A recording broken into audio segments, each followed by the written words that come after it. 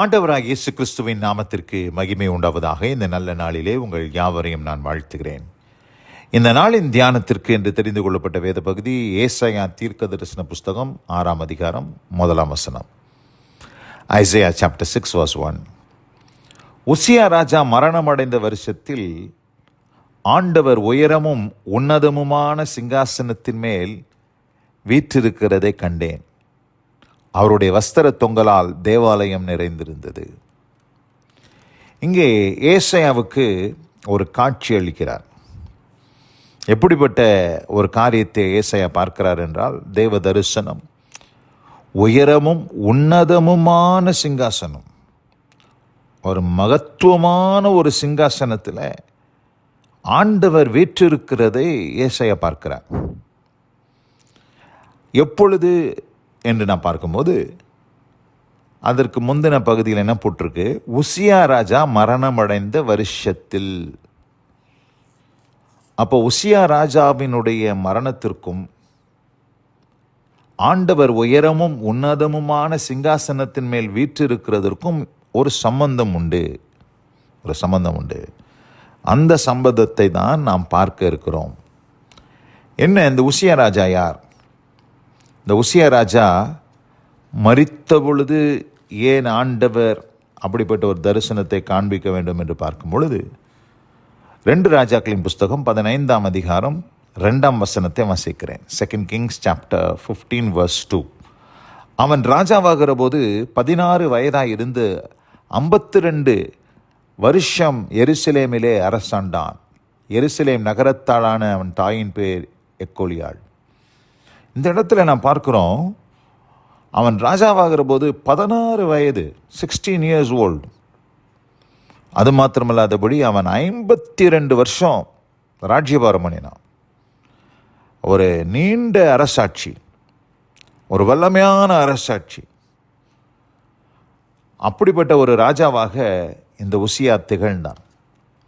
2 நாளாகமும் 26ஆம் அதிகாரம் 8ஆம் வசனத்தில் மேலும் இந்த உசியா ராஜாவை குறித்து என்ன சொல்லப்படுகிறது என்று பார்க்கும் பொழுது, அம்மோனியர் உசியாவுக்கு காணிக்கைகளை கொடுத்தார்கள். அவனுடைய கீர்த்தி எகிப்தின் எல்லை மட்டும் எட்டினது. அவன் மிகவும் பலன் கொண்டான் என்று நாம் பார்க்கிறோம். மிகவும் பலன் கொண்டான். அவன் சாதாரண ஆள் கிடையாது. அவனுடைய கீர்த்தி, அவனுக்காக அநேகர் காணிக்கைகளை கொண்டு வந்து கொடுத்தார்கள். அவனுடைய கீர்த்தி எகிப்தின் எல்லை மட்டும் எட்டினது என்று நாம் பார்க்கிறோம். அந்த அளவுக்கு பிரபலமான ஒரு அரசனாக இந்த உசியா காணப்பட்டதை நாம் பார்க்கிறோம். இப்படிப்பட்ட சூழ்நிலையில தான் இந்த உசியா மரணம் அடைகிறார். அவர் அநேக யுத்தங்களை நடப்பித்து யுத்தங்களில் ஜெயமெடுத்தவராக, தேசத்தை நல்வழியிலே நடத்தினவராக அவர் காணப்படுகிறார். அவரை குறித்து சொல்லும் பொழுது, அவருடைய தகப்பன் வழியிலே நடந்து தேவனுக்கு பிரியமானதையெல்லாம் செய்தார் என்று சொல்லி அவரை குறித்து வேதம் நமக்கு சொல்லுகிறது. அப்படிப்பட்ட உசியா மரணம் அடைந்த பொழுது எல்லாருக்குமே ஒரு பெரிய ஒரு இழப்பு. ஐயோ, உசியா மரணம் அடைந்து விட்டாரே, ஒரு நீண்ட அரசாட்சி, ஒரு நீண்ட ராஜ்யபாரம் ஒரு முடிவுக்கு வந்து விட்டதே என்று சொல்லி, இது போல ஒரு ராஜா இனி நமக்கு இருப்பார்களா என்று சொல்லி எல்லாருக்குமே ஒரு கலக்கம், ஒரு தயக்கம். ஏசாயாவும் அப்படிப்பட்ட ஒரு காரியத்தில் தான் அகப்பட்டிருந்தார். இந்த சூழ்நிலையில் தான் ஆண்டவர் ஏசாயாவுக்கு உயரமும் உன்னதமுமான சிங்காசனத்தின் மேல் அவர் வீற்றிருக்கிறவராக ஏசாயாவுக்கு காட்சியளிக்கிறார். அப்படின்னா ஆண்டவர் என்ன சொல்ல வர்றாருன்னா, நீ உசியாவினுடைய சிங்காசனத்தை தான் பார்த்துட்டு இருந்த, உசியா ராஜாவை தான் நம்பிக்கிட்டு இருந்த, உசியா ராஜா தான் உங்களை மட்டும் ஆளுகை செய்ததாக நீ யோசித்து கொண்டிருந்தாய். உசியா ராஜா மரணம் அடைந்து விட்டாரே, ஐயோ, இனி யார் எங்களை நடத்துவா, யார் எங்களை நல்வழி நடத்துவா என்று சொல்லி அநேகருடைய இருதயத்திலே ஒரு ஏக்கம், ஒரு இருதயத்தில் ஒரு தயக்கம், இவைகளெல்லாம் இருந்து கொண்டிருந்தது வாஸ்தவம்தான். ஆனால் ஏசாயாவும் அப்படிப்பட்டவராக தான் இருந்தார். ஆனால் அந்த சூழ்நிலையில தான் ஆண்டவர் மனுஷனை நோக்கி பார்க்காத. மனுஷன், இவங்க எல்லாருமே அந்த மனுஷனை தான் பார்த்தாங்க, அந்த மனுஷனுடைய சிங்காசனத்தை தான் பார்த்தாங்க. உசியா ராஜாவினுடைய சிங்காசனம் தான் இவங்களுக்கு எல்லாருக்கும் பெரிய சிங்காசனமாக தெரிஞ்சு. ஆனால் ஆண்டவர் அந்த சிங்காசனத்தை பார்க்கலாம், இன்னொரு சிங்காசனம், பெரிய சிங்காசனம், ஐ ஆம் இன் கண்ட்ரோல், நான் எல்லாவற்றையும் ஆளுகை செய்கிறவர் நான் தான் என்று சொல்லி ராஜாக்களுக்கெல்லாம் அதிபதியாய் இருக்கிற தேவாதி தேவன்.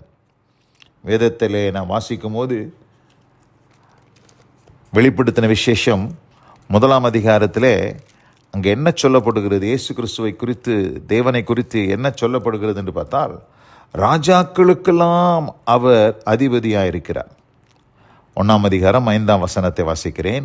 உண்மை உள்ள சாட்சியும் மரித்தோரிலிருந்து முதற் பிறந்தவரும் பூமியின் ராஜாக்களுக்கு அதிபதியுமாகிய இயேசு கிறிஸ்து. இப்போ தேவன் எப்படிப்பட்டவர்? ராஜாக்களுக்கெல்லாம் அவர் அதிபதியாக இருக்கிறார். கர்த்தாதி கர்த்தா, ராஜாதி ராஜா. அப்படிப்பட்ட ராஜாவாக நம்முடைய தேவன் இருப்பதினால் இன்றைக்கு இந்த பூமியில் உள்ளவர்கள் நம்மை விட்டு விலகி போனார்கள்.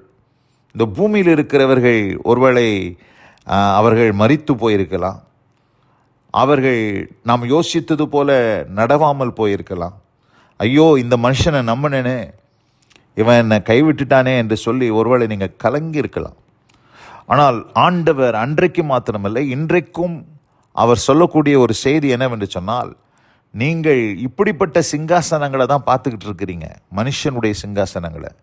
ஆனால் அதற்கு பின்னதாக தேவனுடைய மகிமையான சிங்காசனம், உயரமும் உன்னதமுமான சிங்காசனத்திலே தேவன் வீற்றிருந்து சகலவற்றையும் அவர் ஆளுகை செய்கிறார் என்கிற காரியத்தை இன்னும் ஜனங்கள் புரிந்து கொள்ளாமல் இருப்பதினால்தான் மனுஷரை பார்த்து பார்த்து பார்த்து சோர்ந்து போகிறாங்க. தர்மியான இந்த நல்ல நாளில் கூட இந்த செய்தியை கேட்ட அன்பான சகோதரி சகோதரியே, உங்கள் வாழ்க்கையில் நீங்கள் பல காரியங்களை நோக்கி பார்த்து ஒருவேளை அன்றைக்கு ஏசாயாவை போல நீங்களும் சோர்ந்து போயிருக்கலாம். ஆனால் நீங்கள் புரிந்து கொள்ள வேண்டிய காரியம் என்னென்னா, எது எப்படி போனாலும் பரவாயில்ல, ஒரு நீண்ட ராஜ்யபாரம் 52 வருஷம் அரசாட்சி செய்தவர் இல்லாமல் போயிட்டார், பரவாயில்ல, அதனால் ஒன்றும் பிரச்சனை இல்லை. ஏனென்றால் God is in control. தேவன் எல்லாவற்றையும் அவர் தன்னுடைய ஆளுகைக்குட்படுத்தி இருக்கிறார். அவருடைய ராஜ்யபாரம் இருக்கிறது.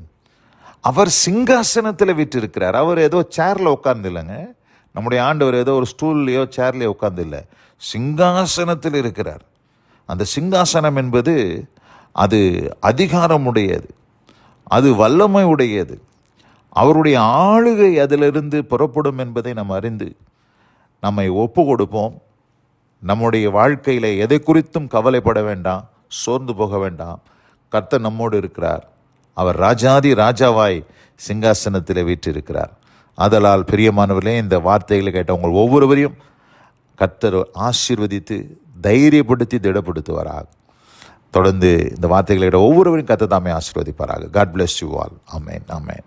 நாம் ஜெபிப்போம். எங்கள் அதிகமாய் நேசிக்கிற எங்கள் அன்பின் பரலோக பிதாவே, நாங்கள் தியானிக்க கேட்ட இந்த வார்த்தையின்படி உசியா ராஜா மரணமடைந்த வருஷத்தில் ஆண்டவர் உயரமும் உன்னதமுமான சிங்காசனத்தின் மேல் வீற்றிருக்க கண்டேன் என்று ஏசாயா சொன்னது போல, ஆண்டவரே, நீர் மகிமையாய் வீற்றிருக்கிறீர்.